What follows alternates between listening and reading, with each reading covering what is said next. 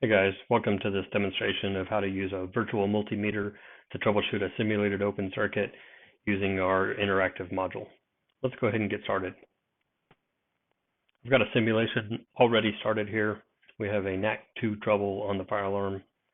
You notice that we're starting in the fire control room. This is typically where you would start in any of the interactive modules. We've got the voltmeter on the left-hand side and our fire alarm control panel display on the right-hand side. You see with the NAC2 trouble along with the trouble LED is illuminated there with the yellow LED. This is accessible using a cell phone, a tablet, or a regular computer, laptop, desktop computer, or whatever. I'm going to tap on the fire alarm control panel here. Let's look inside. So here we have the circuits on the fire alarm control panel. We know that we're troubleshooting a NAC2 trouble, but I like to see what normal looks like. So I'm going to go ahead and meter NAC1 just to see what that is. So we have negative 5.85 volts. That's normal. Now let's look at NAC2. So on NAC2 we have negative 6.15 volts.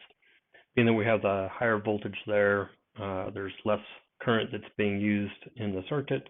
I'm going to go ahead and surmise that we have an open circuit. Let's go ahead and pull the wires off of the panel here. I'm just going to tap on the red conductor and then the black conductor. This way we can meter these circuits without them connected to the panel. And when I'm in the field, I always meter my circuits with a voltmeter first. That way I make sure that I'm not putting an ohm meter onto a circuit that has voltage present and accidentally short out the circuit. I didn't expect there to be any voltage here. There's not. So we're going to go ahead and switch over to ohm meter mode. And we see overload, that's maximum resistance, or an open. So we have an open, looks like an open circuit trouble on NAC2. Let's go ahead and put this back together before we go out into the field. Tap on these, put them back on the panel. Notice no change on the panel there. Okay. I'm going to tap on my little navigation icon there, and here's the map overview. I'm going to go ahead and go down to conference room number 2. So here we are. I'm going to tap on this strobe, and we see that we've got the circuit here. You've got a pair of wires coming in and a pair of wires going out, just like we would expect. Like I said, I always start with voltmeter mode, so tap it over to volts, and let's meter this circuit. Negative 6.12. So a little bit less voltage, not a lot less, but that's just because there's a little bit of current that's not getting to this strobe because of the resistance of the wire between here and the panel. One of the nice things about training and really learning how to troubleshoot with a multimeter well is that you can troubleshoot a lot of faults in voltmeter mode without having to remove wires from devices. This is true not just in interactive simulation, but in the real world. When I first started in the fire alarm industry, out in the field, I was going through troubleshooting faults by removing the wires from the device and then metering them individually, and that just takes a lot longer. But that's how I did it, and that's how I know a lot of other people do it. I'm going to go ahead and remove the wires from the strobe, or at least the positive wires from the strobe here, and just show you what it would be like if I had done it the old-fashioned way that I learned when I first started. So here we have negative 6.12 volts on this wire. Okay, so that's obviously going back towards the panel.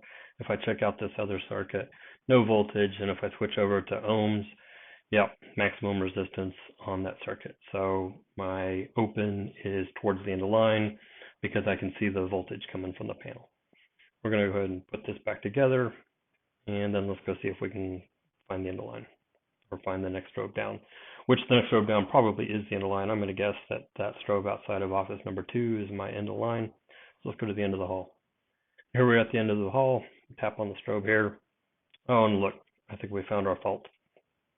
So we have this resistor that's not all the way connected to the circuit. That's actually not terribly uncommon. A lot of the resistors that I see out in the field and that I've used out in the field just have the really thin tinned leads on the resistor. It's very easy for that resistor to come loose at the end of line.